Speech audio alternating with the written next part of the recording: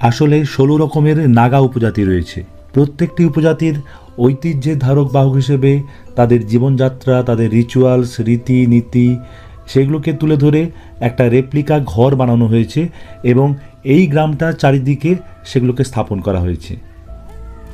নাগা উপজাতিরা যখন হর্নবিল উৎসব হয় তখন রঙিন সাজসজ্জায় সজ্জিত হয়ে এই উৎসবে অংশগ্রহণ করে।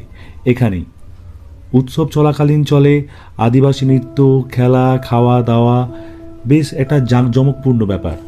পুরোটাই একটা নাগা গ্রামকে রিপ্রেজেন্ট করছে এই মডেল নাগা হেরিটেজ ভিলেজ। পাহাড়ের কোলে একটা ছোট্ট অংশে পুরোটা জুড়ে এই নাগা হেরিটেজ ভিলেজটা অদ্ভুত সুন্দর।